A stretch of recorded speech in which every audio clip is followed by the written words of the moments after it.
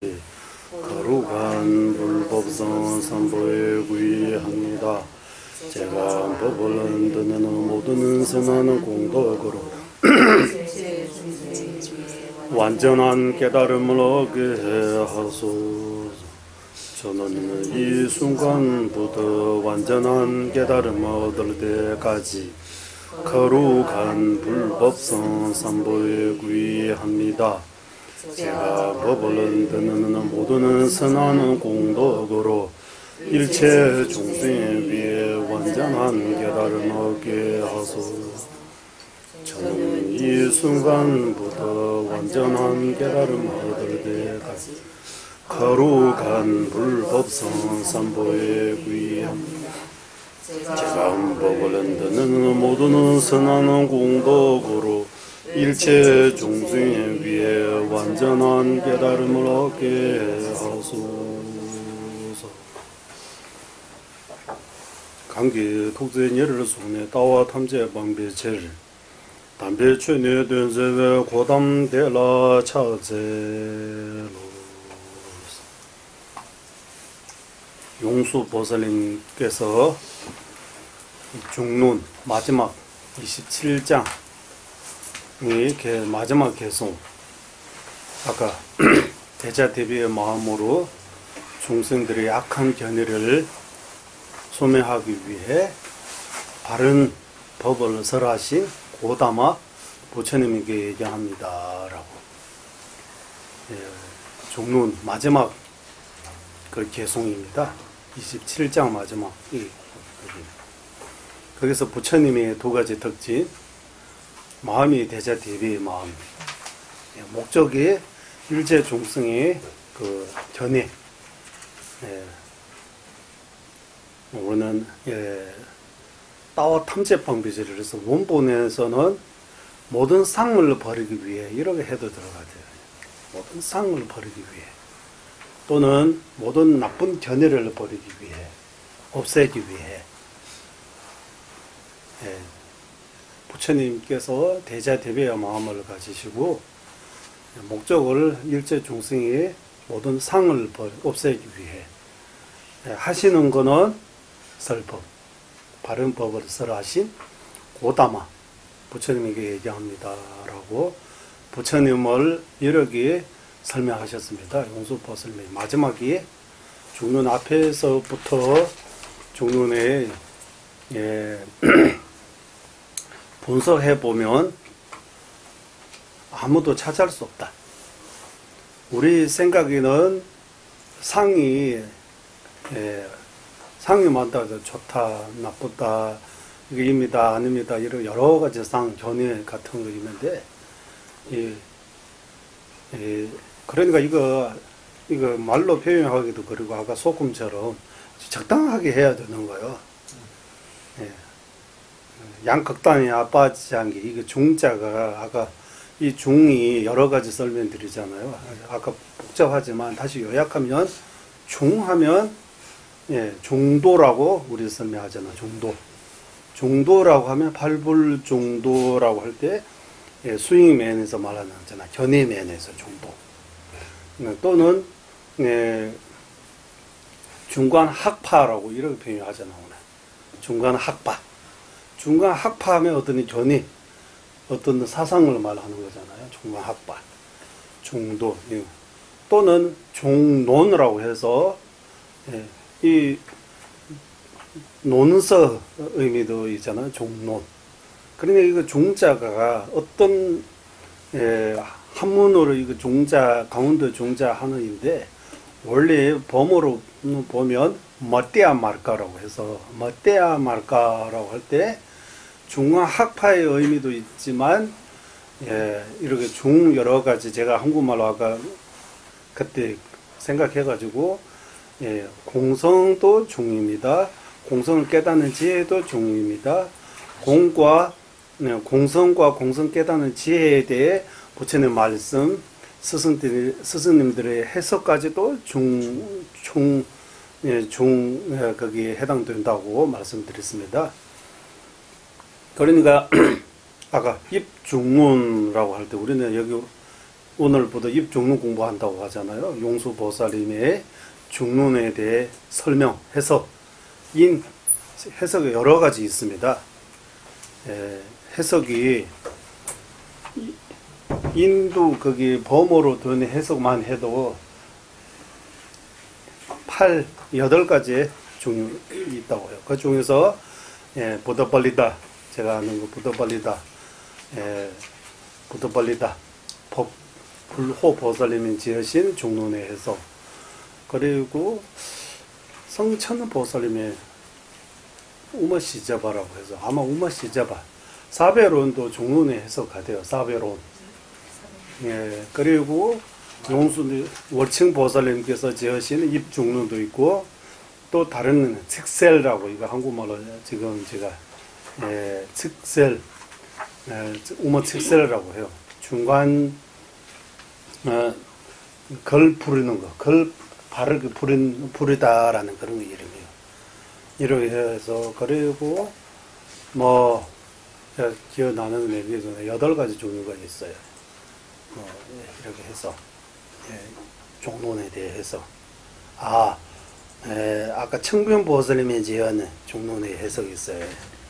청변보살님이 지으신 종론의 해석이 있습니다. 어쨌든 8가지 종류가 있습니다. 이거 다 티베트 말로 번역이 되어 있다고 해요. 그리고 아까 종류 마지막 개송, 대자대비의 마음으로 중생들의 모든 그 견해를 없애기 위해 바른 법을 설하신 부처님께, 고담한 부처님에게 얘기합니다라고, 그 핵심은 그거예요. 그래서 부처님이라고 할 때 우리는 부처님이라고 2500년, 3000년 전에 보리수아래 6년 고행을 통해서 깨닫신 분만 이해하면 안 되고, 부처님 하면 대자대비의 마음으로 중생들의 악한 견해를 제가 소멸하기 위해, 없애기 위해 바른 법을 설하신 분, 바른 법을 설하신 이런 분을 부처님이라고 해서, 부처님은 지금도 가능하다고 하는 거예요. 대표적인 석가모니 부처님 한 분만 계시지만 지금도 누군가 부처의 정지 이루고 있는 거예요. 어디 알 수 없잖아요. 우리. 지금 예를 들면 지금은 우리는 지금 여기 이 공부방에서 입중론 이렇게 공부하고 있지만, 같은 시간에 다른 장소에서 어떤 일이 일어나고 있는지 우리가 알 수가 없잖아요. 이거저거 여러 가지 일어나고 있잖아요. 그런 것처럼 지금도 누군가 부처의 정지 이루고 있다고 이러고 볼 수 있다고 해요. 우리가 직접 못 봤기 때문에 없다 이러고 판단 못 해요. 왜? 있으면 꼭 우리가 봐야 되는 거 아니기 때문에. 우리가 보지 못하는 거 엄청나게 많아요. 우리가 보지 못하는 거 너무 많다고 하는 거예요. 부처님의 지혜는 다 일체종지라고 해서 다 보고 계시지만, 우리 지혜는 조금만 티끌만큼밖에 없어요. 아는 거는 많이 공부했다, 많이 안다 이렇게 할 그런 거 없어요. 너무너무 한국말 그대로 너무 어리석고 무지하고, 그 중에서 조금 많이 하고 안 하고 그런 차이점이 있지. 다 모르는 거예요. 그래서 제가 아까 말씀드리고 싶은 거, 아까 입주는 설명 조금 복잡하게 설명도 했지만, 요약하자면 우리는 월칭 보살님의 입중론이라는 그 마띠아마가 아와따라 나마 입중론을 통해서 용수 보살님께서 지으신 중론 공부하고 있는 거예요. 그러면 이 공부는 왜 중요하느냐 하면, 바로 성천 보살님께서 이런 말씀하셨어요. 소남 맨배 최대라 태좀 짜면 수민주스. 복이 부족하거나 복이 작은 사람이 이 법에 대해 의심조차도 일어나지 않는다. 의심조차도. 이 법이라고 하면 공성의 이 법, 공성, 예, 무와 무자성, 공성에 대해 복이 없는 사람은 복이 없거나 원본에서 복 없다 하는 거는 소남 멤버라고 해서 복이 조금밖에 없는 거. 복이 작은 사람, 이런 한국말로 복이 작은 사람이라고 해요? 예, 지지리도 없다. 네? 지지리도 없다. 소남 멤버, 복 많은 사람하고 복 작은 사람 이렇게 해요. 복 조금밖에 없는 사람. 이분은 복이 많다. 저는 복 조금밖에 없다 이런. 복이 조금밖에 없는 복이 작은 사람은 공성의 이 법에 대해 의심조차도 일어나지 않다고. 공성을 뭔지도 생각도 아예 그쪽에 관심조차도 하지 못한다고 하는 거예요. 그리고 태좀 수여받삼 지내서 저는 몇몇 주들에 태좀 짧은 수염이죠. 태좀 수여받삼 지내서 공성의 이 법에 대해 의심 정도 일어나더라도 엄청나게 이 공도라고 할까요? 세바 샤브쩌브 유르라고 해서 윤회가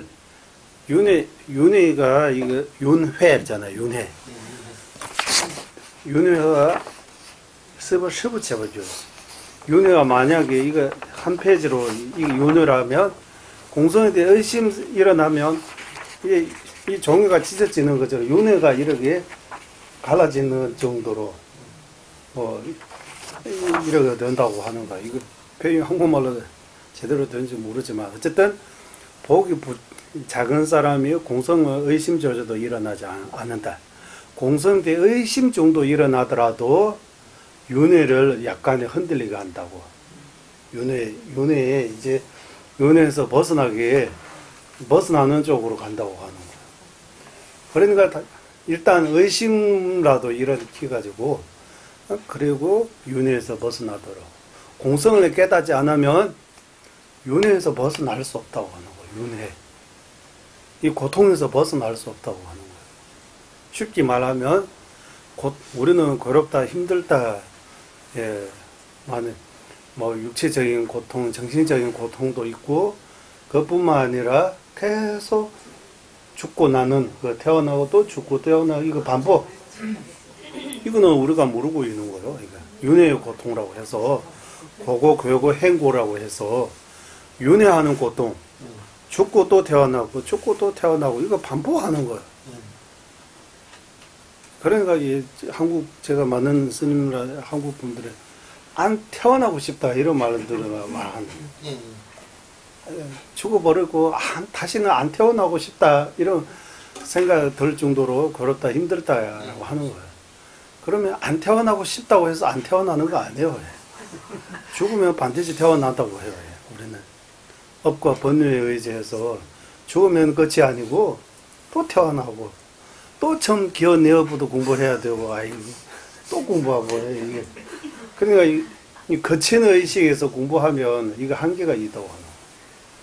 아주 미세한 의식으로 시기 공부하고 수행해야 되는데 지금 그런 상황이 안 된다고 하는 거예요. 그러니까 저는 여기 유부, 정량부, 현조, 밀주 다 합쳐서 설명하는 거예요. 지금.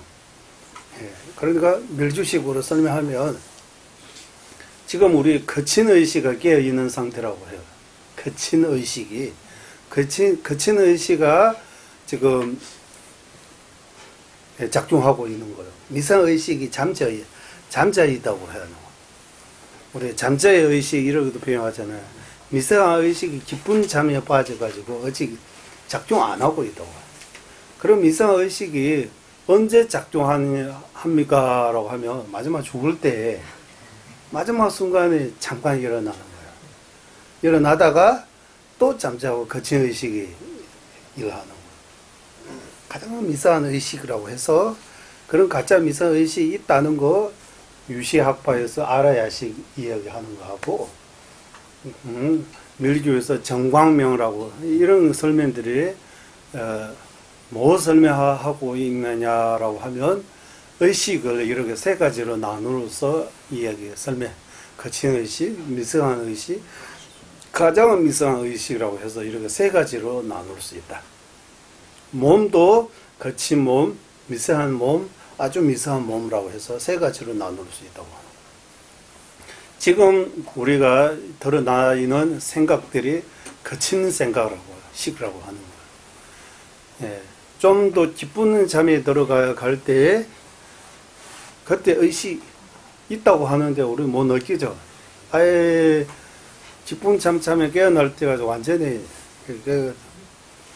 아무도 죽는 것처럼 아무도 못 느끼잖아요. 그 사이에 있는 의식들이 미세한 의식이라고 해요. 약간의 미세한 의식. 그리고 제일 마지막 순간에 죽을 때 다음 생으로 갈 때 그 의식이 가장 미세한 의식이라고 해요.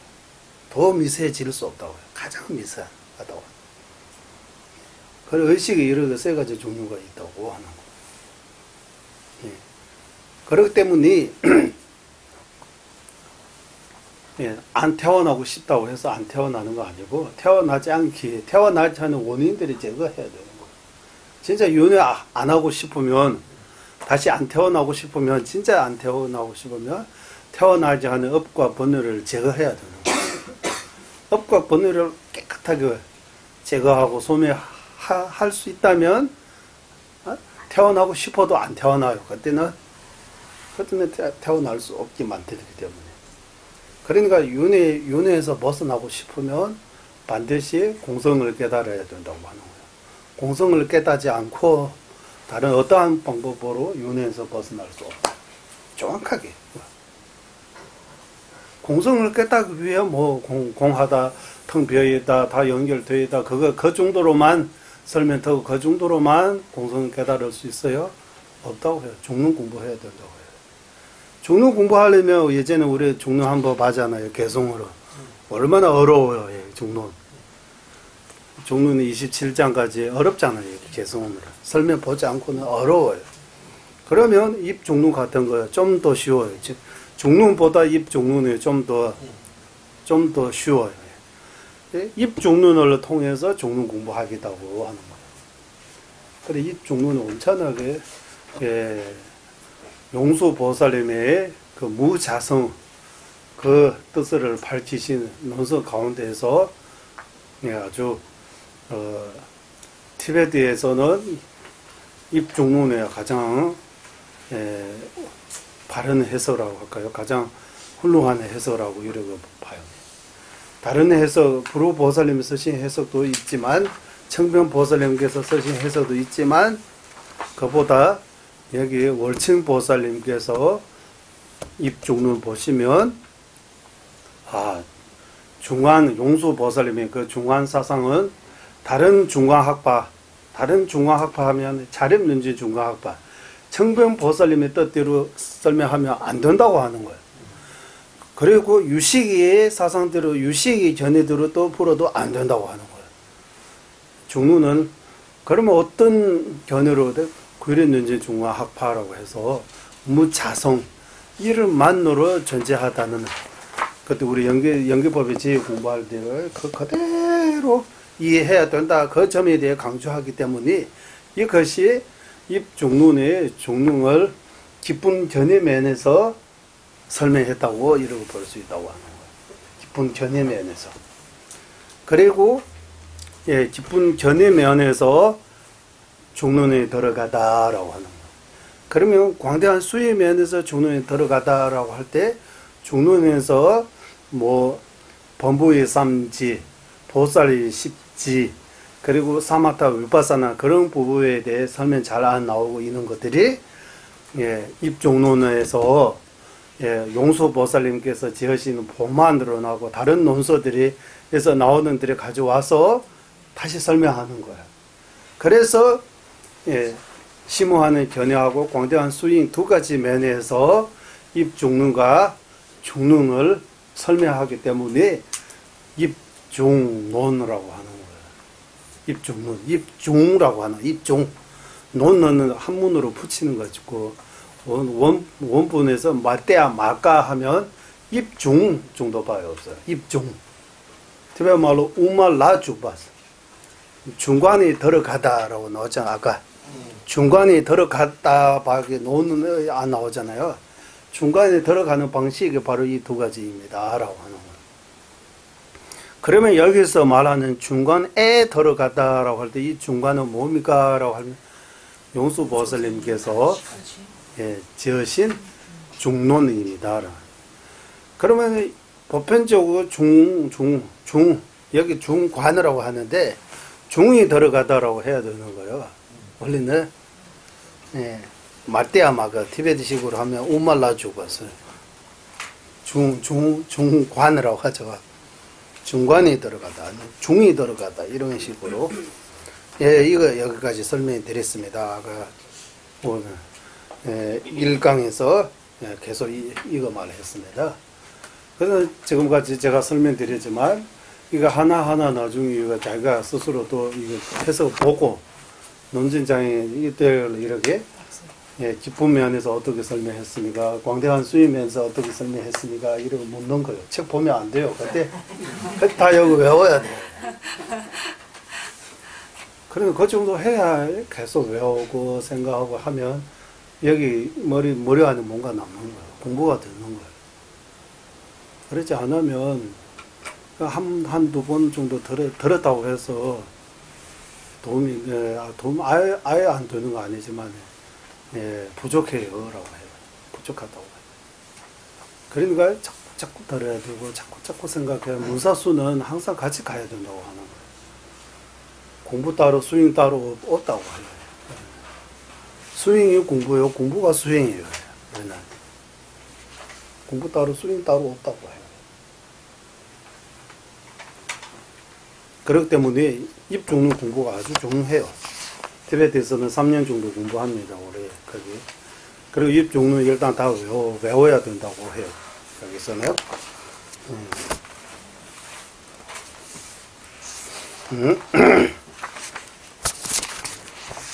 그리고 역자의 예정서가 문수동작의 예정합니다라고 하잖아요. 문수동작. 문수보살님도 문수동자도 있고 문수보살도 있고 무슨 차이입니까? 문수동자는 약간 어리는 문수보살입니까? 그 나이 드신 문수보살님도 계세요? 응? 나이 드신 문수보살님 계시고 어리는 문수보살님 계시고 거기 월정사 그 어디 그 강원도 거기 문수동자 모셔 있잖아요. 문수동자. 중과 한국의 문수동자는 어린이처럼 이런 식으로 만들었잖아요. 왜 문수동자입니까? 어린이의 순수함을 묘사하기 위해서 그렇다는 보사님이 순수함을. 어린이 순수해요? 예. 그것도 다 다르겠지만 순수한 을라를. 순수하다. 네, 순수하고 문수보살이 무슨 차이 있어요? 우리는 때가 묻었잖아요. 때가 묻었는데 보살님은 때가 없다니. 그 어린의 그 순수한 그걸 묘사하기 위해서 동자라고 한다고 들었습니다. 뭔가 이유가 있는 것 같아요. 티베트 말로는 잠벨 슈누 주르발라 차살로라고 하죠. 잠벨은 문수예요. 슈누 주르바 하면 아주 어린이 모습으로 이렇게 놔두신 어린이 모습으로 놔두신 잠벨 슈누 주르발라 차살로. 일단은 이거 왜 여기 놓냐 하면 바로 이 중문은 개정해 가운데서 지혜에 강조하고 있다 설명. 그래서 논장입니다라고 보여주기 위해 티베트의 역정 사업을 시작할 때에 왕하고 번역하신 분들이 만드는 법칙이에요. 법칙에 의지해서 이거는 논장입니다 보여주기 위해 역정의 예배라고 하나 만들어가지고 이 규칙처럼 만들어가지고 입중문은 등장, 율장, 논장 가운데 논장이 포함된다고 그거 알기 위해 만드는 법칙입니다. 여기까지 하고 이제 본문에 들어가겠습니다. 본문에 들어갔는데 여기 본문에 논설을 저술을 시작하는 수단으로서의 찬탄스라고 하는 땡주 좀 발라주비 탑 쳐버렸죠 봐. 땡주 좀 발라주비 탑 수단으로서 하는데 이제 이 논서 이 입중론을 저술 입중론 만드는데 제일 먼저 예찬문 나와요. 그 다음에 다침 나와요. 이 두 가지 시작하는 수단이라고 하잖아요. 이 논서를 지는데 예피라고 할까요? 예피처럼 예찬문하고 저자의 다침이라고 이 두 가지 나오는 거예요. 이 두 가지를 여기 번역이 이렇게 논서를 저술을 시작하는 수단으로서 찬탄 저술하는 논의 체를 바르게 밝힘이라고 하는데 여기는 저자의 다짐 없는 거예요. 그러니까 여기 한번 보세요. 찬탄이고 저자의 다짐 없는 거, 저자의 다짐이고 찬탄 없는 거, 이렇게 사구라고 해요. 사구. 입중문 같은 경우는 찬탄은 있는데, 찬탄은 예찬문은 있는데 다침문어, 다침이 없는 거야. 다짐. 내가 이렇게 썩이다라고 이런 게 다짐 없는 거예요. 그래서 여기는 찬탄에서 첫 번째는 찬탄입니다. 찬탄문. 두 번째는 여기 저술한 논의 체를 바르게 한다라고 하는데, 싼데 땡주 류용해서 본문의 주 뜻을 써요. 논서의 본뜻이라고 할까요? 논문의 본뜻을입니다. 여기 진짜 본뜻을. 앞이 첫 번째는 본뜻에 들어가기 위해 예찬. 두 번째는 본뜻을. 세 번째는 일체 공동을 다 설명할 수 없음라고 하는데, 뭡니까, 이거? 이거는 틀렸어요. 일체 공동을 다 설명할 수 없음, 아니에요. 이거 틀렸어요. 이거 아니고, 땡주 지다르짬비 츠. 이 세 번째는 이 논을 어떻게 지느는가, 어떻게 지느는, 이 논의 체계라고 하잖아요. 저술한 본 논의 체계라고 하고, 이 논을 어떻게 지는지, 지는가라고 해야 돼요. 세 번째. 그리고 마지막은 땡주짬비 개왕호가 이 저술하는 공덕을 회양하면서 이렇게 해서 제식뒤로 한번, 여기 세 번째는 완전히 틀렸어요. 일제 공동을 다 설명할 수 없으면 이런 거 없어요. 이거 아니고, 땡주 좀 발라주고 탑 쳐봐줘 봤어요. 논을 지기 위해 예배로 예찬문하고, 두 번째 땡주 좀 발라주고 탑 쳐봐줘 봐. 쌈배 땡주 내용을 이 논서의 본 내용. 두 번째. 세 번째는 이 논을 어떻게 지는지. 네 번째는 이 논서를 짓고 난 뒤에 회양함. 다 짓고 마지막 끝으로 회양함. 이렇게 해서 입중론의 그 본 내용을 이렇게 네 가지로 나눌 수 있다고 하는 거예요. 본문의 의미라고, 본문에 들어가기 위한 예찬, 실질적인 본문의 내용, 그리고 세 번째 본문을 어떻게 지는가, 어떻게 써 있는지, 네 번째는 쓰고 난 뒤 회양함. 이렇게 해서 네 가지 있습니다. 네 가지 있습니다. 네 가지. 이제 첫 번째 들어가겠습니다. 논서 첫 번째, 논서 지기 전에 짓기 위해 제일 먼저 찬탄문입니다. 찬탄문. 찬탄문이 이 두 가지 있다라고.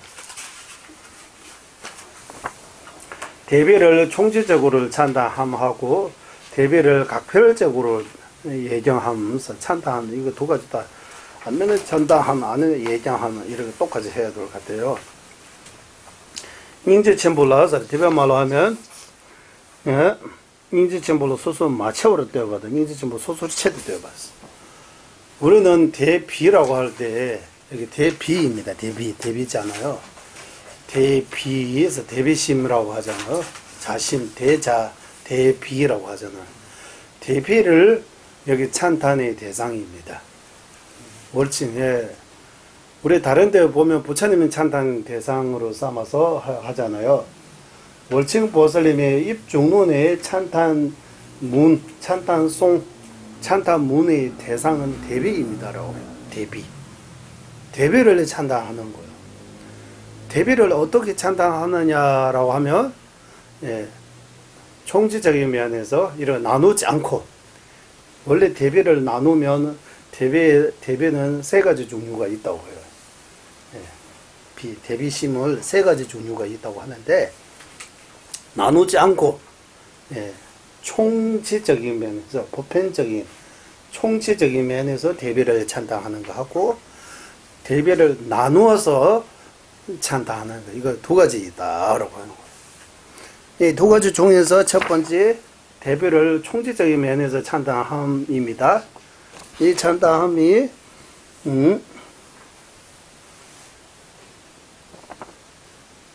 찬탄함이 이렇게 두 가지 있다고 하는 거예요. 여기도 또 두 가지. 예, 총체적인 면에서 대비를 찬탄하는 것도 대비심이 보살의 정의임을 밝히는 거 하나 하고 보살의 남은 두 가지 원인의 근본을 밝히면서 이렇게 두 가지 나왔잖아요. 이게 좀 이제 조금 복잡해집니다. 그거는 어쩔 수 없는 것 같아요. 들에 대해서 논을 부르는 방식입니다. 인지 장색을 조여줄 때보다 장색을 주시니 그냥 싸울 때 봐오스. 대비심은 보살의 주도는 원인임을 밝히는 거. 밝힘으로써 찬탄하는 거. 예. 나저나 대비심이 보살의 정인이라고 하는데 여기 정인보다 주인이라고 했는 주도는 원인. 예, 이제 장색을 쪼여주고 때 봐서 정인보다 주원인이라고 하는 게 좋을 것 같아요. 대비심이 보살의 주도는 원인임을 밝힘으로써 찬탄하는 거하고 그리고 대비심은 또 다시 보살의 남는 두 가지 원인의 근본이라고 나오잖아요. 보살의 여기 보살의 삼중 정인이라고 하잖아요. 삼중 정인 가운데 장석이 주 떠오를 때마다 항상 장석이 주 떠오를 때마다 장석이 주 시행이 그냥 떠올 때마다 대비심은 보살의 주둔 원인입니다라고 하는 거예요. 하나. 두 번째는 보살의 주둔 원인 세 가지 중에서 대비심이 들어가 있어요. 대비심이 또 다른 보살의 남은 두 가지 원인의 원인임을 밝히는 거. 장석이 주 시행이 그냥 짜왔던 거. 근본임을 밝히는 거. 그러면 보살이 여기 일단 나옵니다. 이렇게 두 가지 있습니다. 대비심을 대비심 총체적으로 대비심을 찬다하는 것에 대해 두 가지 있습니다. 대비심이 보살의 주된 원인임을 밝힘으로써 찬다하는 것하고 남은 보살의 두 가지 원인의 근본임을 밝힘으로써 찬다하는 것. 이런 두 가지 있습니다. 그 중에서 첫 번째 대비심이 보살의 주된 원인임을 밝히는 것에 대해 또 세 가지 있습니다. 성문 연가의 왕인 부처 이제 여기 녀랑 통원의 기즈 산제나 장슬의 총주 전주 선배 주 소숨된 바스 이렇게 성문 영가은이 영각이 왕인이라고 하는데, 여기 왕인 부처님으로부터 태어나느라고 하는데, 여란이 통화를 예추라고 하는데, 왕인 부처님으로부터 하는 것보다 성문 독각이 능인 부처님으로부터 능인입니다. 능인 중에 능인. 예.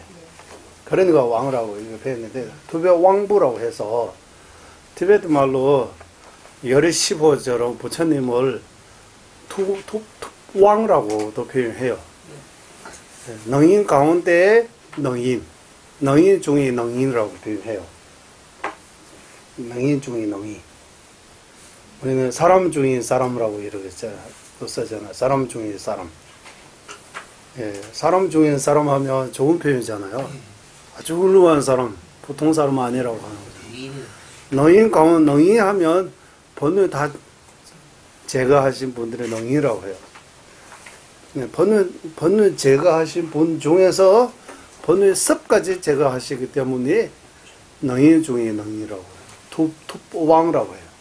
그래서 어쨌든 성문 독각이 능인 부처님으로부터 태어났다고 하는 거예요. 그리고 상계남 전주선 장설리 총바스 모든 부처님이 보살로부터 태어나는 거. 그러면 보살은 삼중 원인으로부터 장sek이 장생 전주선비 유조스입니다. 이게 삼중이라고 하는데 삼주라고 해야 될 것 같아요. 네, 삼중 주인이라고 정인보다 주인이라고 해야 될 것 같아요. 주 바른 원인보다 주도는 원인이라고 해야 돼요. 삼중 주인이라고 보살의 삼중 주인 주등 원인 이렇게 해서 세 가지로 대비를 총체적으로 찬양하는 것을 말하고 있습니다. 그 중에서 첫 번째 이지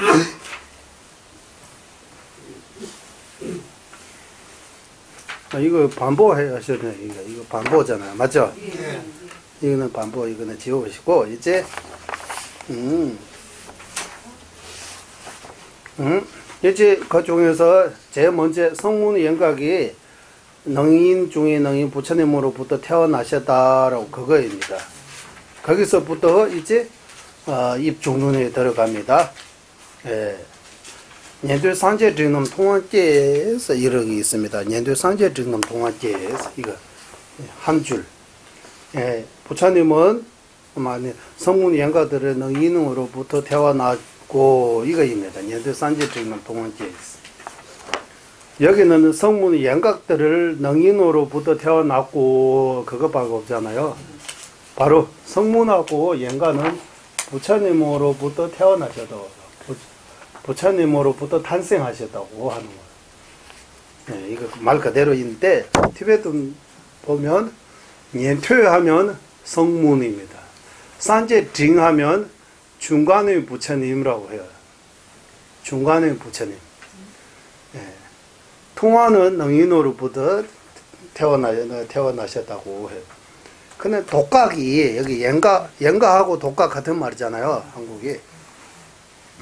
영가하고 독각은 중부처님이라고 해요. 원래 범어로 보면 소부처님, 중부처님, 대부처님, 부처님도 이렇게 소중되어 있어요. 작은 부처님, 중간의 부처님, 큰 부처님 이렇게 세 가지 있어요. 원래대로 하면 이렇게 하는 거예요. 여기 보세요. 붓다라고 하면 붓다라고 하잖아요. 붓다라고 하면 공성을 깨닫다. 공성을 이체대로 깨닫신 분이잖아요. 깨달으신 분이라고 설명하잖아요. 성문이 깨닫는 거는 작은 거 깨닫다고 하는 거예요. 독각이 그보다 더 많이 깨달았기 때문에 중간 정도 깨닫다고 하는 거예요. 부처님께서는 다 깨닫으셨다고. 그런 원분, 저는 범어 모르지만 거기 원분에서 산스리 원분에서 예, 이렇게 되어 있다고 하는 거예요. 그 원본대로 따르면 성문은 작은 부처님, 독각은 중부처님, 부처님은 대부처님 이런 식으로 되어야 되는데 여기는 한국말로는 이런 복잡한 것들이 다 치우고 그냥 성문 독과는 능인 부처님으로부터 태어나다 그 정도밖에 안 되어 있는 거예요.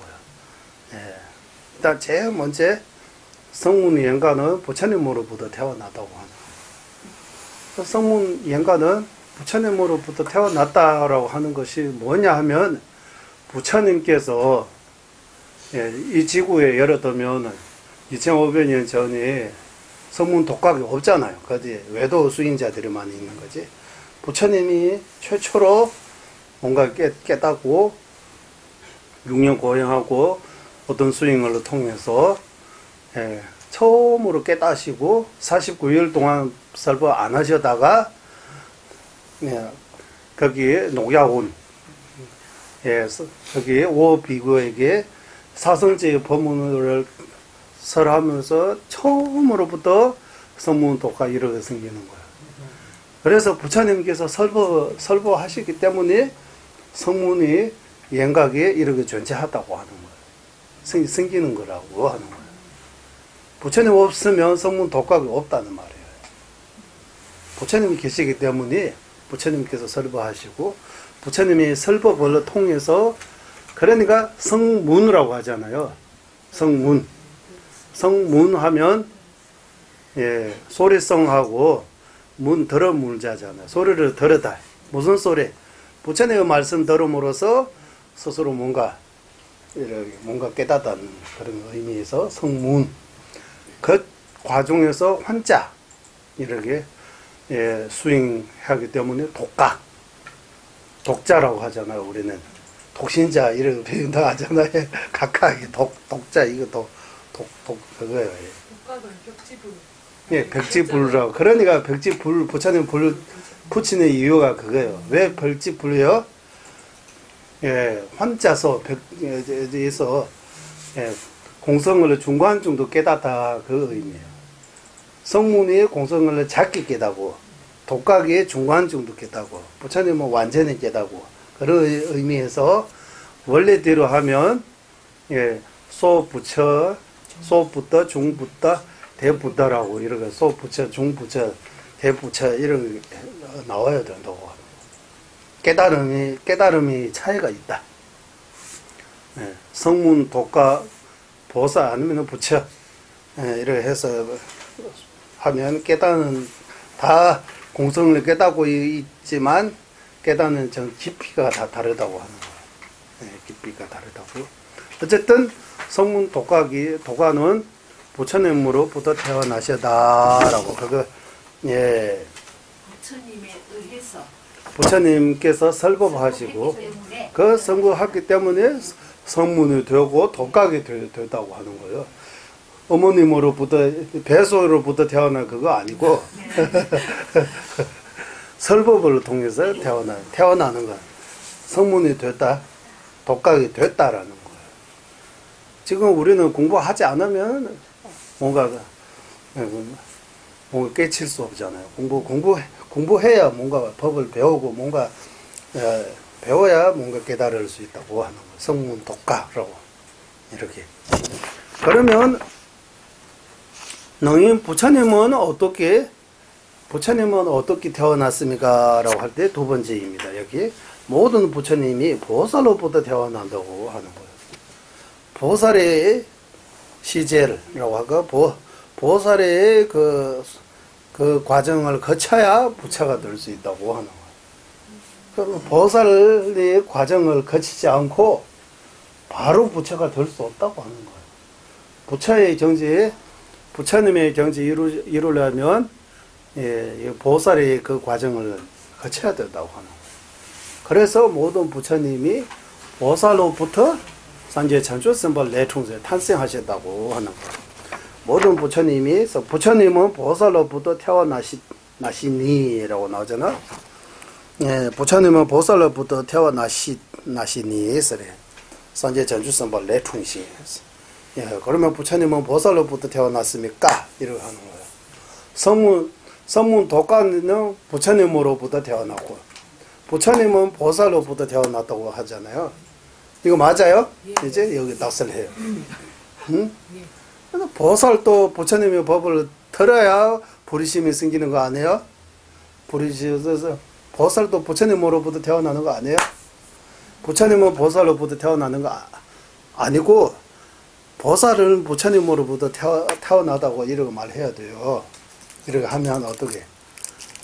저는 할 말 없습니다. 어? 할 말 없어요? 그래서 할 말이 없어요. 응? 부처님은 보살로부터 태어나는 거, 보살은 부처님으로부터 태어나는 거요.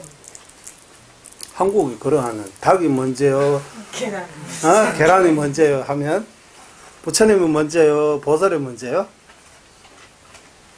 응? 되는 과정으로 말씀하셨으니까 되는 과정. 부처님이 먼저요, 보살이 먼저요? 닭이 먼저요, 계란이 먼저요? 이거 딱 쓰세요, 이거. 누가 먼저입니까? 응? 누가 먼저입니까? 그러니까 여기 입 죽는 따르면, 예, 보살이 먼저, 그 다음에 부처님, 그 다음에 성문도가, 이렇게 순수가 이거잖아요. 이 순서에 대해. 부처님 다음이 성문독각이라고요? 예, 여기 글대로 하면요? 예. 예. 부처님께서 설법해야 성문도각이 태어나잖아요. 단계적으로 부처가 마지막인데 이제 아니. 자기가 부처가 되는 거 마지막인데, 부처가 되고 난 뒤에 설법을, 사성제 12연기법 설법함으로써 성문이 생기고 독각이 생기는 거예요. 그 전에는 성문 독각이 없다고 봐야 돼요. 그러면 부처님께서 설법하셔가지고 보살에서 태어나잖아요. 같은 거잖아. 그 이치로 따지면. 그러면 부처님은 보살로부터 태어나는 거 아니고, 보살은 부처님으로부터 태어나는 거입니까?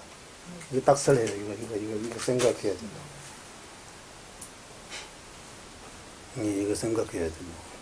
제일 먼저 보살이 계시다고 하는 거예요.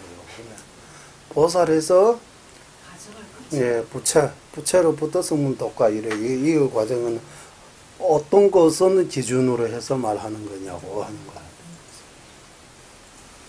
그러면 이거 누구? 한국말로 하면 닭이 먼저요, 계란이 먼저요라고 질문하면 어떻게 대답해요? 어떻게? 답이 없어요. 예, 닭이란 사람도 있고 계란이란 사람도 있고. 이유가 있어야 되잖아. 닭이 먼저라고 하는 사람들의 이유를 이유 보고 어떤 이유가 합리적인지 거기에 따라가야 되는 거예요. 난생. 예, 여러분은 닭이 먼저라고 생각해요? 계란이 먼저라고 생각해요? 어? 저는 난- 닭이 알 먼저요? 저는 닭이 먼저. 태난 어? 스파 네 가지. 그러니까 일단 하나하나 합시다. 예, 닭이 먼저라고 했어요? 저는 닭이에요. 그 닭이 먼저라고 하는 이유가 뭡니까? 닭이 알을 낳기 때문에. 그래서 닭이 먼저. 그러면 같은 그것도 거 알을 알 낳기. 먼저잖아. 알이 있어야 닭이 나오잖아. 제가 그 말인 거예요. 어렵습니다. 보살님 그 이유를 따지면 알도 먼저라고 하고, 알도 먼저입니다. 닭도 먼저, 둘 다 먼저입니다. 이런 그래서 지금 머리가 닭이 먼저입니까? 계란이 먼저입니까? 계란하고 알이라고 해야 되죠. 네. 알 먼저냐고 할 때 그 둘 중에서 하나 선택해야 돼. 가사님은 뭐 먼저입니까? 잘 모르겠습니다. 정답이 있습니까? 응? 정답이 있습니까? 경전에 태난 스파를 얘기하잖아요. 난생. 예. 그래서 알이 난세섭생, 먼저지. 화생이라고 사생자부라고 하잖아요. 원래. 일단 먼저 화생으로 먼저 딱 흙을 응? 만든 다음에 작가야. 작가. 막 갖다 붙여버려. 스스로 만들고 하나님이 사람 만들고 닭 만들고 저는 와 이거 방주에 하나씩 들어봤잖아요. 하나님이 사람 만들었어요. 예수에서 그러니까. 예수에서 말하기를 과학적으로 하면 사람이 생기는 지 얼마 안 되잖아요. 바닥 생생으로부터 육지에 사는 동물들은 그리고 나중에 인간이 이렇게 하다고 하잖아. 이렇게 된다고 하잖아. 그것도 이렇게 따져 보면 이렇게 식으로 응? 지금은 닭이 있어야 알도 나오고 알이 있어야도 닭이도 나오고 하는데 시초에 그 처음에 뭔지 모른다 말이에요. 다 몰라요. 한국이 제가 들어보는 닭이 뭔지 알이 뭔지 이런 말 할 때 이 말이 언제 써요? 이거 뭐 때문에 이거? 해결이 뭐 잘 안 될 적에. 이 일을 해결이 잘 안 되대. 문제가 12분별이 잘 안 될 적에. 12분별이 안 되대. 해결을 잘 안 되대. 내가 먼저 이루어지는지, 문제 시작이 어디서부터 왔는지 모를 때. 모른다. 닭과 알처럼 시작이 언제부터 시작하는지 모른다고 하는 거잖아. 우리도 12연기법 중에서 제일 먼저 뭡니까? 무명이잖아요. 무명 어디에서 왔어요? 그러게 말합니다.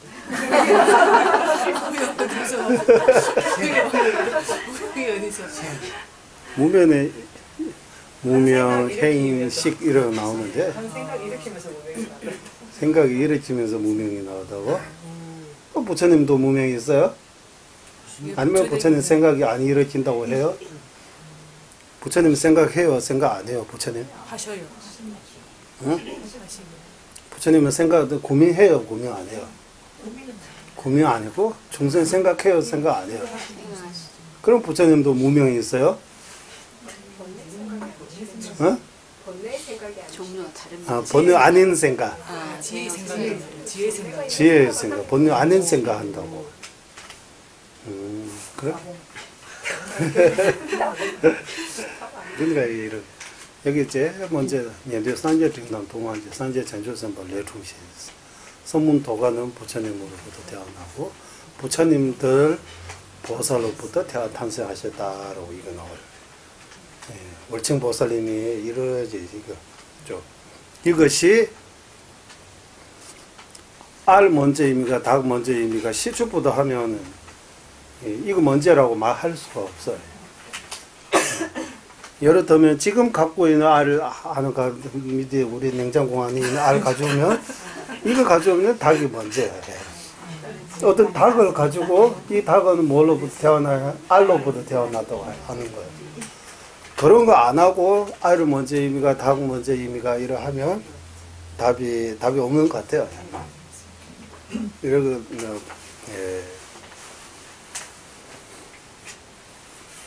그러니까 여기도 이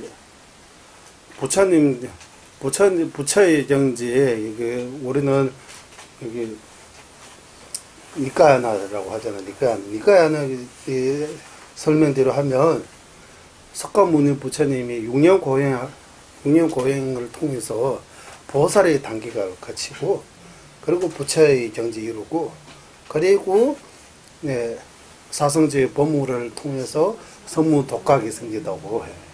그 토대로 해서 여기 입중론에서 이렇게 설명하는 거라고 해요. 그래서 니까야나에서도 대성불교 이런 말 안 하지만 보살은 인정해요. 맞죠? 전생의 보살. 네, 전생부터 보살이라고 하잖아요. 보살. 석가모니 6년 고행할 때 보살해요? 보살 안 해요? 보살이라고 해야 되잖아요. 보살의 단계라고 하는 거예요. 하여튼 십지라 그런 의미는 설명은 안 하지만 보살은 인정해요. 주장해요. 우리도 구설은 배울 때에 보살 중에서도 장생예내라고 해서 한국말로 정의지는 보살 이런 거 써요. 그 과거생부터 몇 생 동안 보살로 이렇게 오셨다고 해요. 석가모니 보살님은. 예, 과거생부터 보살로부터 계속 환생하셨다고 해요. 그리고 석가조에 태어나고 6년 고행 통해서 여러 스승을 만나고 수행하고 6년 고행 통해서 마지막 보리수 아래 특별한 뭔가 이런 수행해서 완전히 깨치셨다고 부처의 정지 이루셨다고 해요. 그러니까 보살로부터 부처님 태어났다고 이거 하는 거예요. 그리고 설법을 하시고 성문 독가 그때 10대 제자 5비구 이런 거 다 성문 독가요. 제자들이 다 성문하고 독가. 예, 성문 독가 이런 분들이라고 해요. 가섭존자, 목련존자, 사례존자, 한원존자 이런 들이 다 성문 독가이십니다라고 해요. 그래서 이 구절에서 이렇게 설명한 거라고. 예, 그리고 보살은 어디서 태어나 하면 여기다 세 번째 보살의 삼중정인 아니고 삼중주인이라고 합시다. 우리 주둔 원인 장세기 주조수 무엇송 안스 닝지스입니다. 니수멜로단 장조선의 계산함지 유서 나옵니다. 비심과 자비심과 이런 거 아니고 비심과 이 무아의 견해와 써야잖아요. 이 무아의 견해. 인수매별로 이 무아의 견해 이렇게 해도 될 것 같아요. 이 무아의 견해. 아니면은 둘이 아는 마음 이렇게 나오잖아요. 둘이 아는 마음. 우리는 이 무아의 견해라고 지혜라고 해도 될 것 같아요. 이 무아의 지혜. 비심과 이 무아의 니술. 이 무아라고 하는 것보다 불일지혜 이렇게 해도 돼요. 니수매별로 불, 이, 네, 불이 아닌 지혜, 불이지혜, 대비 비심과 불이지혜와 보리심을 보살들의 원인이다. 전주선의 예세남기교 왕자 보살의 원인입니다라고 되어 있습니다. 응지선단이 보다 전주선의 예세남기교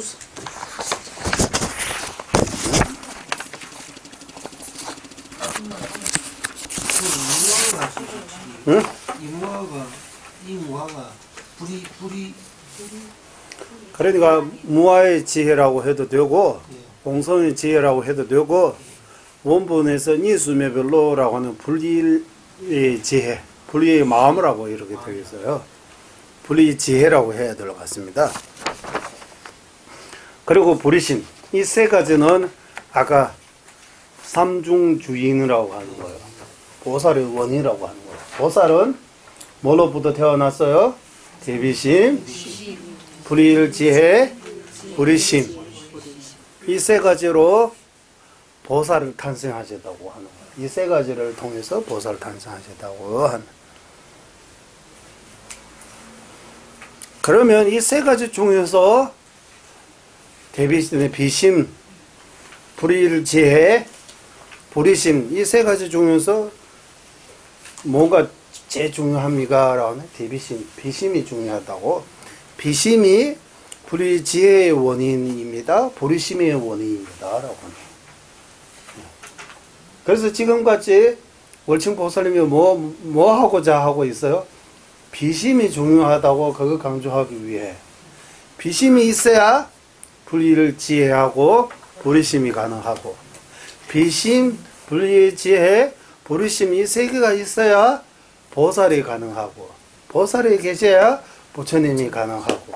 부처님이 계셔야 성문 독각이 가능하다고 하는 거예요. 따져보면 이 모든 거 다 대비심으로부터 시작했다고 하는 거예요. 시작이 대비심입니다. 우리 대비심이 아주 중요하다고 그거. 그래서 부처님 보살님에게 찬당 안 하고 대비심이 찬당한나이다라고 하는 월침보살 얼마나 똑똑해요. 월침보살님이 얼마나 지혜롭지. 대비심에게 찬당한 이유를 말하는 거예요. 그냥 내가 대비심에게 찬당하는 거 아니고, 대비심을 찬당하는 것이 결국 부처님에게 찬당하는 거예요. 보살에게 찬당하는 거예요. 성문 독각에게도 찬당하는 거예요. 왜? 대비심이 이 모두의 뿌리이기 때문이라고 하는 거예요. 대비심이 비심이라고 하는. 그러면 대비심, 비심은 뭡니까? 라고 하면 우리는 까루나라고 하잖아. 까루나. 예, 까루나라고. 범어로 까루나라고 해요. 까루나. 까루나. 예, 비심. 예, 자, 쯔와라고 우리는 티베트에서는 쯔와서 민지라고 해요. 쯔와. 예, 쯔와.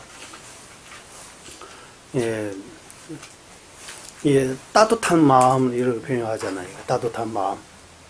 남을 힘들고 아프고 괴롭고 이런 불쌍한 것들을 보면 그냥 남의 일처럼 보지 않고 자기도 같이 아파하는 거예요. 아, 어떻게 이거 아프지 않았으면 이렇게 아파하는 마음이 아주 중요하다. 남의 고통에 대해 그냥 남을 아픈 거 이거 낚시하는 사람들이 낚시하고 이렇게 잡으면 너무 재밌다라고 이렇게 해서는 남 아픈 거 자기 즐기는 거 이런 거다. 그런 하면 안 되고 남 아프는 거 자기도 같이 아파야 한다고 하는 거예요. 이게 남의 일이 아니고 예, 이게 비심이 아주 중요하다고 하는 거예요. 남을 잘 됐으면 행복했으면 하는 거는 자의심. 남을 아픈 거 보면 그거 보고 어떻게 거기서 어떻게 하면 벗어날까? 내가 어떻게 하면 벗어나게 할까? 라고 남을 힘드는 것에 대해 걱정해가지고 그거 해결하려고 하는 마음. 그거 비심이라고 하는 거예요. 그거는 여기서 우리 남녀 공부할 때 이타심이라고 표현하잖아요. 이타심이 아주 중요하다고 하는 거예요. 이타심이 있어야 예, 공성을 깨닫는 지혜, 불의심이 가능하고 그러면 이 세 가지 있어야 보살이 가능하고 보살이 가능하면 부처가 가능하고 부처가 가능하면 성문 독각이 가능하기 때문에 이 성문 독각 보살 부처 이 제부 보살 우리가 이렇게 상구불이라고 하는 꾸이하고 있는 이 모든 그 분들이 다 대비심으로부터 탄생하셨다라고. 대비심이 아주 중요하다고. 대비심이 예, 그러기 모두의 그 원인, 근원이 있기 때문에 월층 보살님께서 대비심으로 통해서 이 찬타문을 만드는 거예요. 이거 하고 이제 밑에 보살 남는 두 가지 원인이 근본 밝힘이라고 나오잖아요. 명미심이라는 성례자의 원만하 하는 절실로 이것이 씨앗이며 성장 시기는 물과 이거는 아니고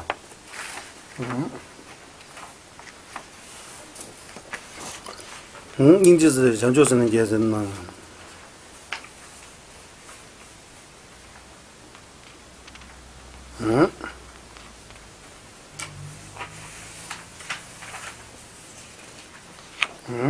이렇게 하고 원행입니다 라고 이제 보살에 남는 두 가지 원인 또 남는 두 가지 원인 뭡니까? 바로 아까 불일지혜하고 불의심 불일지혜하고 불의심이 근원에 바로 비심입니다 라고 하는 거예요. 여기까지 하고 설명이 너무 많았는데 이거는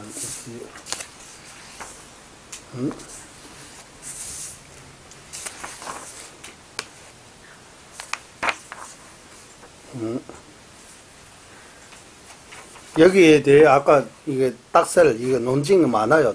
이게 이런까지 우리는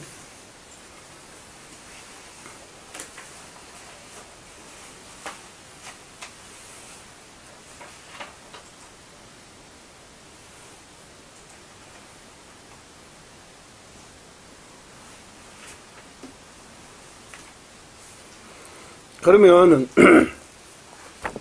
아까 제가 말씀드린 것처럼 부처님께서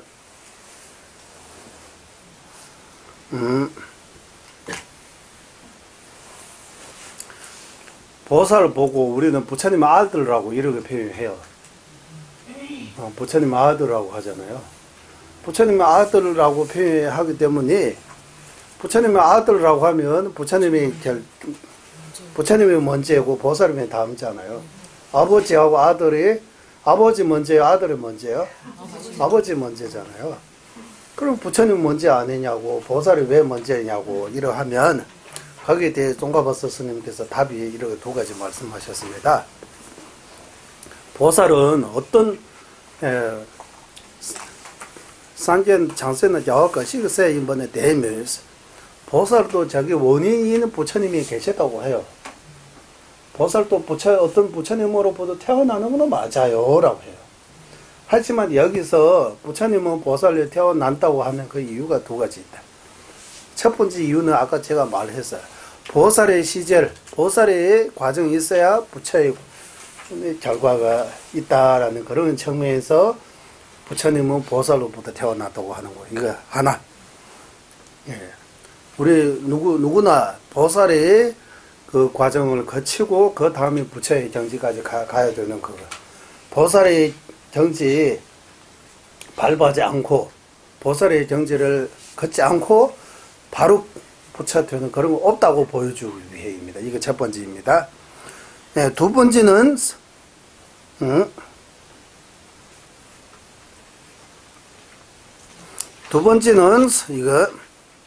번째는 양덕불에 전도 쭉 봐서 대변말로 있는데 이것이 뭐냐 하면 지존 잠배한 전주선보 주르번님께서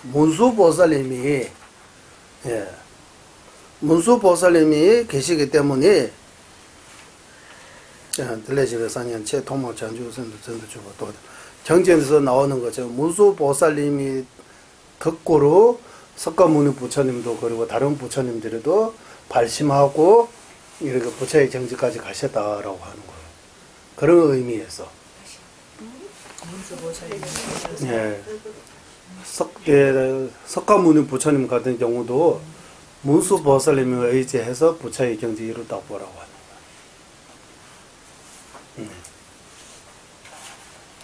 문수보살님께서 놔두시고 지혜를 이렇게 해가지고 지혜 얻어가지고 부처의 경지 이루다라고 하는 거예요. 보살이 되시기 전에 그랬다는 말씀이십니까? 예.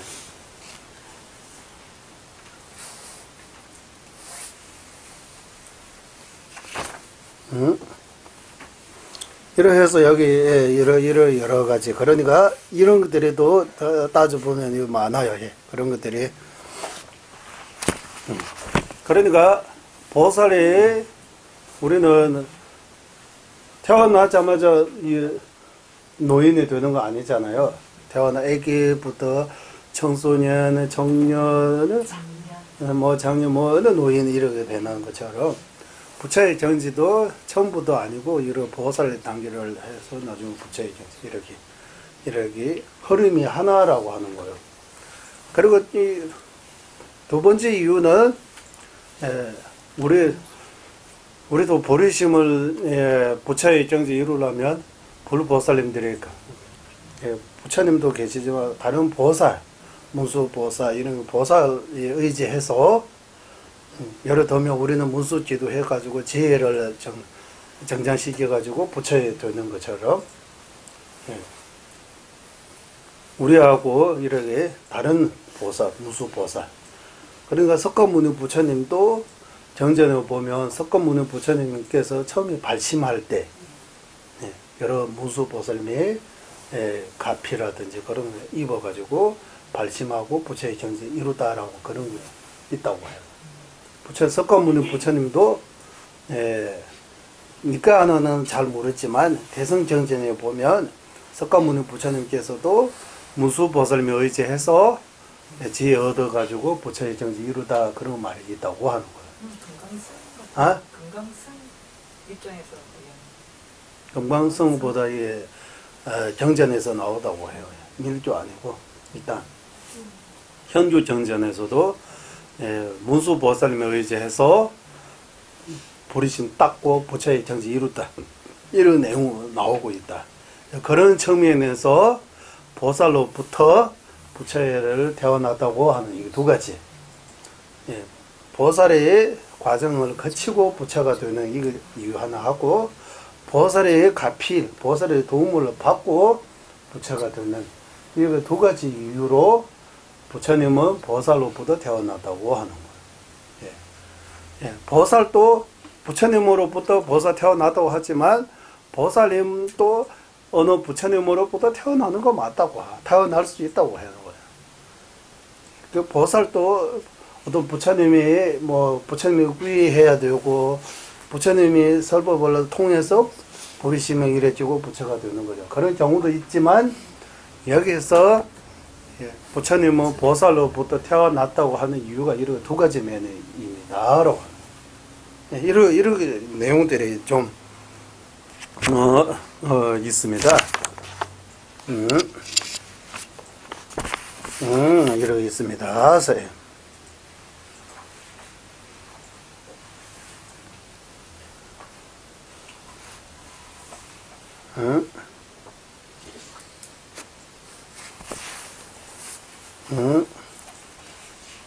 여러 경전의 그 내용들이 쭉 나옵니다.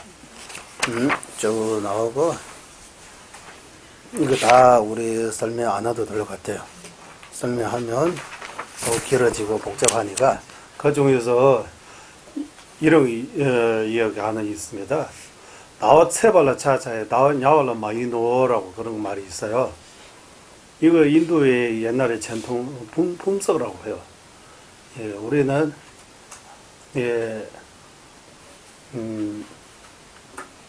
보름달 있어요. 맞죠? 예. 보름달에 거기 차월달이라고 해요. 초성달. 시작. 초성달. 보름달. 그러니까 그 아까 제가 말하는 나와체벌 초성달에 예배 드리기다. 보름달에 예배 드리지 않기다라고 해요. 왜?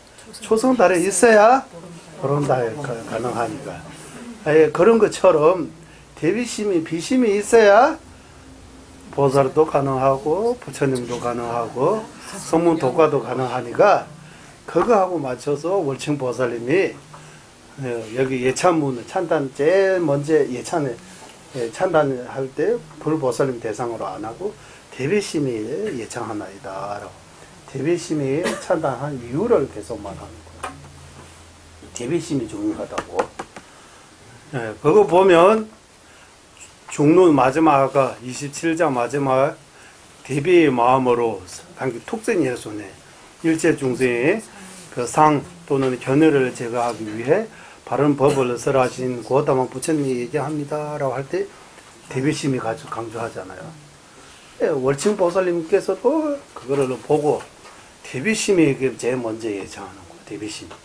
대비심, 인지에서 대비심이 예정하는 겁니다라고 하는 거예요. 그렇기 때문에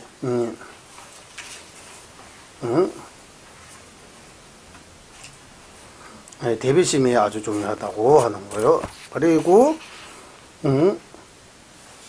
자신보다는 특히 비심입니까?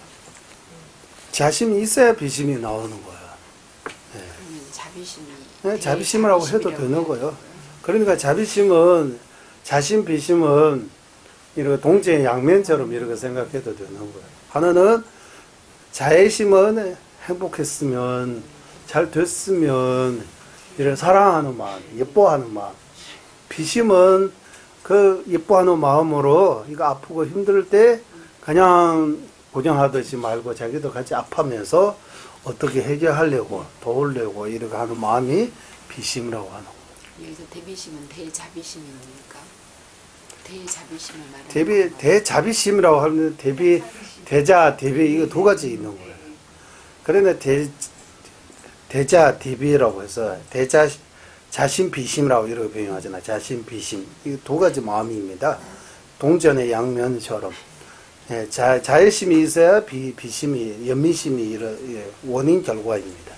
원인 결과도 하고, 동전의 양면처럼도 되고, 긍정적이고 부정적인 이런 마음이라고 표현해도 되고, 한국의 동고동락, 이렇게 표현하잖아요. 동고동락. 동고라고 하면 비예요. 동락이라고 하면 자예요. 동고동락. 이렇게. 스님, 왜 공성을 설명하는데 예. 대비를 이렇게 찬탄하는가 예. 이런 질문이 자꾸 나서 아까 스님께서 중문의 마지막 개송에서 예. 대자 대비의 마음으로 일체 중생을 위해서 예. 모든 상을 버리게 하는 이 공성을 설명한다고 하면 예. 입중론의 시작이 이제 대비에 대한 찬탄이 되는 게 예. 공성을 설명하는 이유가 일체 중생이 모든 상을 버리게 하기 위해서 예. 그렇습니다. 그것도 대자 대비의 마음으로부터 시작. 예, 그러니까 이제 대비를 찬탄하는 게 먼저가 아닌가. 예. 예, 대비 찬다하는 거예요. 예. 왜, 예, 그렇게 연결하면 이해가 훨씬 더 쉬운데 예. 단어에 자꾸 매이니까. 근데 여기서 예. 그러면 저 대비란 말 대신에 자비로 할 때입니까? 티베트 원본에서 닝지하면 비심이에요. 예. 그러니까 월지보살님께서 비심이 아주 말씀하신 중요하다고. 것은 비심을 더 강조하신 거예요. 예, 비심이. 자심. 한국인은 자비심이라고 이런 거 많이 쓰잖아요. 네. 이거 예, 자비심 쓰지만 주로 비심이에요. 비심을 강조하는 거예요. 그, 철은지심을 더 강조하는 예, 예, 대자 대비라고 해도 되고 비심이라고 해도 돼요. 어쨌든 범어로 까루나라고 되어 있고 티베트 말로는 인지라고 해요. 인지. 인제. 인제라고 하더라고요. 째와는 아니고요. 아? 째와? 네, 인지라고도 하고 세와라고도 하고 툭치첨부라고도 하고 여러 가지 이름이 있어요. 이 입중론에 들어가면서 음. 왜 대비를 먼저 찬탄하느냐 부처님의 여러 특성 중에서 모든 것들이 다 대비로부터 네. 시작하기 때문입니다. 그렇게 해야 되는 예, 거예요. 예, 예. 다, 이거 모든 거. 예. 불보살님, 이런 모든 성문독과 이런 우리가 이루려고 하는, 예. 윤회가 해탈 쪽잖아요. 해탈 성불 쪽으로 갈 때, 이 수행이 모든 것들이 다 대비심이 근원이 되기 때문이라고 그거 보여주고 요 안타까워하는 마음으로. 그러면 TV 대비심. 안타까워하는 마음으로. 예. 빨리 대비심이 아주 네, 중요하다고 네, 하는 거예요. 예. 수영에도 나무 대비 관세, 응? 나무 대비 관세, 천수경. 예, 나무 대비관. 관세이 아니고 나무 대비 관세. 예, 대비관서 대비심이 아주 중요해요. 그러면 티베트편에서는 자비라는 말보다는 대비심을 비심을 많이 강조하고 예, 예, 잉제라고 이거 가면 참바단 잉제라고도 표현하고 자의심이 연민심이라고 째와하면 이거 자비심 다 합쳐서 하는 것 같아요. 이거 둘다 같이. 예, 우리 예, 그러니까 이 독일은 아까 이게 한국말로 이거 자심 어미가 비심 어미가 이렇게 자심이 정의 내려보세요. 비심이 정의 내려보세요. 이거 좀 생각해야 되는 예, 거예요. 사랑하는 마음으로 안타까워서. 예, 사랑하는 마음이 이거입니까? 사랑하는 마음은 집차 아닙니까? 아니. 집차 어떻게 자의심이 돼요? 사랑하는데 비심이 될 수 있어요? 이렇게 해요. 예. 보살이나 부처님들이 사랑하는 거는 우리 일반 그래, 중생이 보살 사랑하는 부처님이 것보다 우리 사랑하는 마음은 자비심 많은데 네. 우리의 마음속에 있는 사랑하는 마음이 자기 자신한테 사랑하는 마음, 자기 친구한테 사랑하는 마음, 예, 이런 것들이 차별이 있어요, 없어요? 있습니다. 예. 그러니까 자식하고 친구하고 이런 좋아하는 사람에게 사랑했다 하지만 이게 약간의 애착하고 가게 섞여 있는 거예요. 진짜 이게 자의심 아니, 비심, 연민심 아니고 약간의 이게 애착하고 섞여 있다고 하는 거예요. 예. 그럼 사랑이라는 그러니까 단어를 안 써야 자비심을 표현할 때 때로는 애착이라고 네, 정확하죠. 표현해요, 이래. 여기 형광정없는 공부할 때 롤러 착백분착제서라고 이거. 그러니까 자비심하고 집착이 무슨 차이 있어요? 이거 딱설도 해요. 여기까지는 자비심입니다. 여기까지는 애착입니다라고 구분할 수 있어요? 구분. 그러니까 생각해야 돼요. 예, 좀. 근데 그 공성을 깨닫지 않고서 우리가 자비가 나올 수가 있나? 그러니까 이거 딱설을 지금 나와요.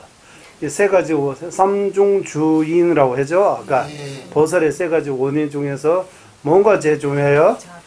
대비심이, 비심이 제일 중요하다. 비심이 있어야 공성 깨닫는 지혜도 나오고 보리심도 나오다고 하잖아요. 그러면 비심 언제 그 다음에 공성 깨닫는 것입니까? 라고 하는 거예요. 그러면 공성을 먼저 깨닫고 대비심, 보리심 일어나는 거 아니냐고 또 하는 거예요.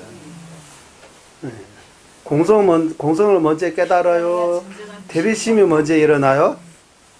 입장에 따라 다릅니다.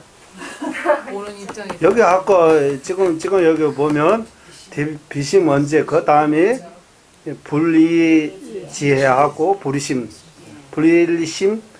보리심 이런 나오잖아요. 근데 여기 따르면 예, 비심이 먼저예요. 그러면 중생의 번뇌 가운데 비심이라도 계속 일으켜야 하지만 공생의 지혜를 할 수 있다. 예, 진짜 중생에게 사랑하고 연민심이 있으면 그 다음에 그 불리심가 나오다고 하는 근데 거예요. 우리의 비심이라는 것은 어떤 투사된 것들이 많잖아요. 번뇌에 의해서 투사된 비심이 많잖아요. 섞어 있는 거. 예, 예. 투사 된다 하네요. 투사. 네, 그러니까 비추어 번뇌하고 있습니다. 섞여져 있는 섞어 있는 거. 비심. 그러니까 진정한 어떤 그 공성에 의한 연민이 아니라 번뇌에 의해서만 맞아요. 그러니까 아까 자기 자식한테, 자기는 친구한테 향하는 그런 세와 사랑하는 마음하고 동물로 사랑하는 마음, 또 모르는 사람들에게 보는 마음이 차이가 있잖아요. 그러니까 대비심을 어떻게 닦아야 됩니까? 라고 하면 제일 먼저 평등심부터 닦아야 된다고 해요. 지금 이게 입중론할 때 이제 월층보살께서 중론에 본인이 들어가서 중론을 해석하시는 거잖아요. 예. 그러면 이제 월층보살께서 당신이 부처님의 많은 특성 중에서도 대비심을 먼저 찬탄하고 들어가는 거죠. 예. 당신이 대비의 마음으로 입중론을 쓰고 있다는 이런 해석이 당연히 가능하죠. 그러죠. 예. 그죠? 월층 보살님도 보살라고 해요. 월층 보살라고 하잖아. 우리 아주 대보살입니다. 내가 이것을 쓰는 것이 내 안에 있는 대비의 마음으로 이거 다 알고 대비심부터 찬탄 찬단은 대비심한 게 찬단하는 거잖아요. 비심은 자신의 견해니까 예. 그런 것도 있는 것 같습니다. 예. 비심은 사무량심으로 제거해야 되는 어? 사무량심으로 딱 제거를 해야 돼. 사무량심. 예, 그걸 가지고 진정한 비심을 딱 들어가면 안 됩니다. 그러니까 이 사무량심도 우리 자비희사라고 하잖아요. 자무량심, 비무량심. 자무량심, 비무량심하고 대자대비 무슨 차이 있어요? 이렇게 해요. 다섯. 우리는 자비희사라고 사무량심이라고 하고 사무량심은 뭔지에 대해 이렇게 깊게 안 들어가잖아요. 그냥 사무량심, 자무량심, 비무량심, 희무량심, 자비희, 사무량심이라고 이 이름 정도밖에 하나하나의 정의를 설명 안 하잖아요. 우리는 거기 반야 공부할 때 7년, 반야정치년 공부할 때 사무량심은 사마타 기준이 있어야 되는 거예요. 사마타 없으면 사무량심이 불가능하다고 해요. 다 사마타 있는 상태에서 무량 중생에게 향하는 이렇게 자비희사라고. 그러면 사마타 없는 보살도 계세요. 대자 대비는 사마타 없이도 가능해요. 그러면 이거 어떤 관계입니까? 사고 관계 정도 될 것 같아요. 정확하게는. 그리고 사무량심은 성문 독각이 있다고 해요. 대자 대비는 성문 독각이 없다고 해요. 어째 보살 수행, 보리심 쪽으로 가는 분에게만 해당되고 성문 독각이기는 대자 대비심이 없다고 해요. 그러면 대자 대비심하고 사무량 강원대의 잡이 무슨 차이입니까? 라고 이렇게 정의 하나하나 내려보세요. 라고 이렇게 물어볼 필요가 있는 거예요. 그러니까 일단 우리 대충 한번 내려가겠습니다. 대충 일단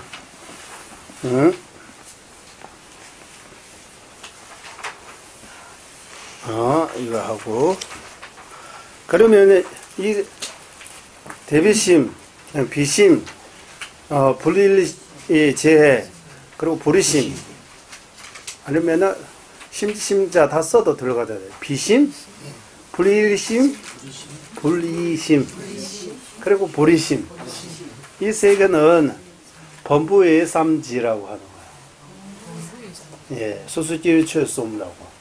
아니면은 여기서 말하는 삼종주인, 삼종주인이라고 해요.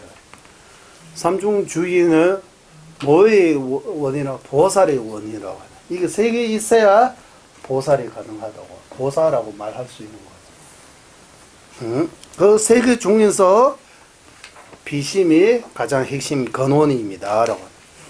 그러면 이거 월칭 보살님께서 그냥 자기 마음대로 쓴 거요, 용수 보살님이 다른 논설을 참조한 거냐 하면 보만으로는 참조했다고 해요. 보만으로는에서 가져왔다고 해요. 그러면 보만으로는 어디냐 하면 여기 보만으로는 쭉 나와요. 다니다는 직인데 라면 전주돈 대자와 전주 정원제보다 되다 촉대도 일러미된 이시 라 그거 근거했다고 해요. 예, 그거 근거해서 이게 삼종주인을 말씀하셨다고 해요. 보마로는 보면 다니다는 직인데 라면 전주 나와 일체 중생이 완전한 깨달음 얻고자 한다면 그 완전한 깨달음은 이 뿌리는 부르심. 그 부르심은 그 예, 수미산 예, 리왕계보 리옹 수미산처럼 아니면은 예, 아주 견고한 이런 부르심. 그리고 일체 중생 향하는 디비심. 그리고 양극단이 머물지 않은 지혜. 이렇게 표현, 이 세 가지입니다라고 용수보살님께서 보만으로나니 이렇게 계속 나와요. 그거 근거해서 월칭보살님께서 입중론에 제일 먼저 이거 넣었다고 하는 거야. 예. 그러니까 이것이 바로 예, 중론을 해석할 때 중론은 글자 하나하나 부르는 거 아니고 용수보살님이 지으신 중론하고 또 다른 논서들이 다 참조해가지고 쓰신 거예요.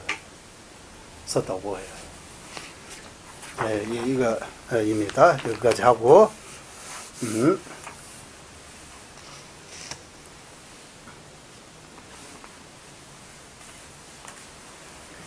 그리고 이제, 그리고 지금부터 이제 여기에 이거 보세요. 보살의 남은 두 가지 원인의 근본을 밝히다라고 할 때 삼중주인 가운데 대배심이 가장 근원입니다. 라고 근원입니다. 거기에 왜 근원입니까? 라고 하면 이제 이 개송 하나 나옵니다.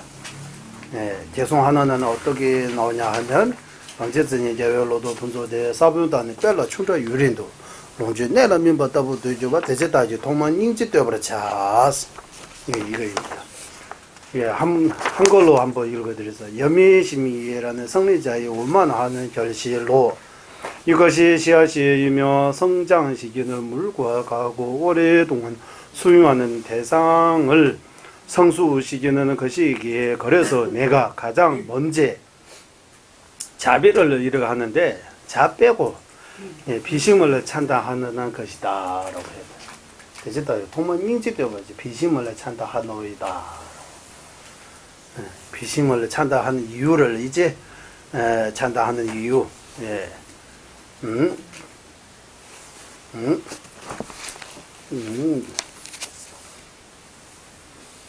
요.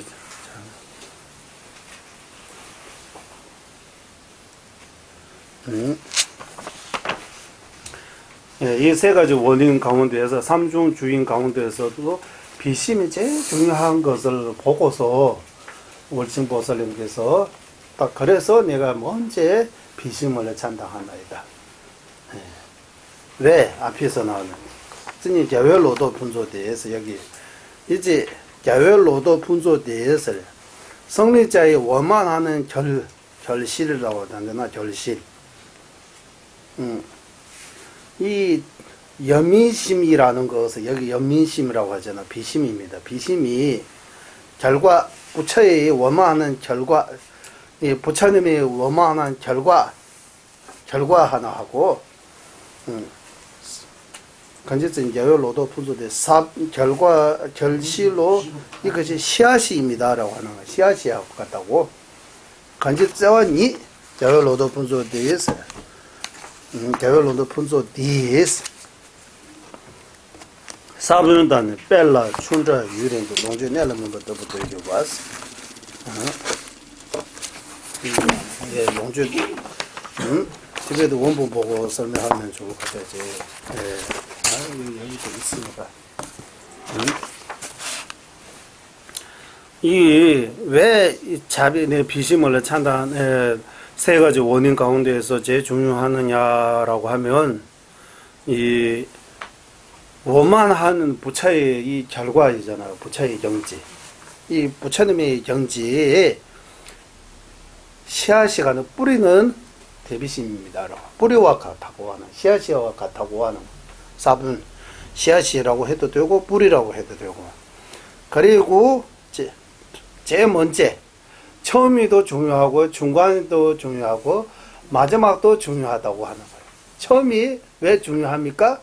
뿌리와 같기 씨앗이와 같기 때문입니다라고 하는 대비심이 뿌리가 되어가지고 씨앗이가 되어가지고 이 원만한 부처의 경지가 이루는 거라고 하는 거예요. 그래서 처음이 중요하다고. 중간에도 중요하다고 하는 거예요. 중간은 왜 중요하냐? 성장 시기는 물과 가기 때문이라. 이 씨앗이만 심어가지고 물 안 주면 열매가 결과까지 나오면 안 나오잖아. 물 줘야 되고 햇빛이 해야 되고 여기 뭐 여러 가지 이거 중간에도 여러 가지 해야 나중에 결과 나오는 것처럼 중간에도 대비심이 없으면 대비심이 물하고 가기 때문에 대비심 없으면 이게 성장할 수 없다고 하는 거예요. 그래서 초지부터 십지까지 이거 다 대비심이 있어서 이렇게 발전하는 거지 성장할 수 있는 거지 대비심 없으면 초지부터 십지까지 이렇게 갈 수가 없다고 하는 거예요. 중간에 물하고 같다고 하는 거예요. 그리고 마지막에 오랫동안 수용하다라고 하잖아요. 오랫동안 수용하다 이 무슨 말이야? 롱주넬라 수용하는 거는 수용하는 대상을 성수시키는 것이 이거야. 이 결과 나와가지고 여러 사람이 먹고 마시고 하는 거 이런 과일로 하면 이러잖아요. 지금 이 부처님 법을 지금도 많은 사람들이 관심을 가지고 듣고 배우고 수행하고 이래 할 수 있는 거 부처님이 대비심이 있기 때문에 가능하다고 하는 거예요. 부처님에게 대비심 없으면 부처님은 설법 안 해요. 백지불처럼 독각처럼 혼자서 어디 숨어 자기 혼자만 편안하게 계시려고 해요. 부처님께서 지금도 설법하고 이거 많은 사람들이 수행할 수 있는 이거 함께 할 수 있는 거는 부처님께서 대자대비심을 갖추기 때문이라고 하는 거예요. 그렇기 때문에 처음에도 대자대비가 중요하고 중간에도 대자대비심이 중요하고 마지막에도 대자대비심 그 중에서도 대비심이라고 하는 거예요. 인재 비심이 중요하기 때문에 여기 내가라고 할 때 월침보살님 제가 가장 먼저 대비를 찬당하나이다. 대비심을 찬당하겠습니다. 라고 하는 거예요. 대비심을 찬당하는 이유를 말하는 거예요. 그러니까 이거 뒤에 이런 거 배경들이 이런 거 많아요. 그냥 그것만 보면 지금 제가 설명한 것도 일부입니다. 거기 뒤에 또 딱설하고 논증하고 이런 것들을 이렇게 다른 사람의 주장, 이거 주장 안 되는 이유, 우리 주장 이렇게 해서 여기 논박들이 많아요. 이렇게 다 요약해서 오늘 이제 시간 다 되셨네. 총체적인 면에서 대비심을 찬단하는 거예요. 다음 시간에 우리 각각으로 했잖아요. 대비심을 나누면 세 가지 중에 있다고 해요. 무념잡이라고 나오죠, 우리. 이거 어디 보니까 이거 영어로부터 번역하니까 엄청 이상하게 번역이 되어 있어요. 우리 밴드에 올라오는데 이거 대비심 세 가지 대비심 나오는데 티베트 말로 하면 샘젠땀람이비 닝지 최러미비 닝지, 밍미러미비 닝지라고 해서 비심은 세 가지 종류 있다고 해요. 셈젠 땀러미비 닝지 하면 중세만 보는 대심, 대비심. 그리고 최러미비 닝지에서 법을 보는 대비심, 법을 보는 대비심. 옳지 중세만 보는 대비심 하나. 법을 보는 대비심, 밍미에서 상이 없는 대비심이라고 해서 이런 대비심이 세 가지 종류 있는 거예요. 대상이 없다는 상 없는 대비심, 모념잡이라고 하는 거예요. 한문으로 찾아보면 모념잡이라고 되어 있어요. 그래서 제가 TV에 보고 지금 만드는 거요. 중세만 대상으로 한 대비심, 법 대상으로 한 대비심, 그리고 대상이 아예 없는 대비심, 상이 없는 대비심 하면 좋을 것 같아요. 그러면 중세만 보는 대비심 하고 이거 만자가 옳지 중세만 보는 대비심 하면 그거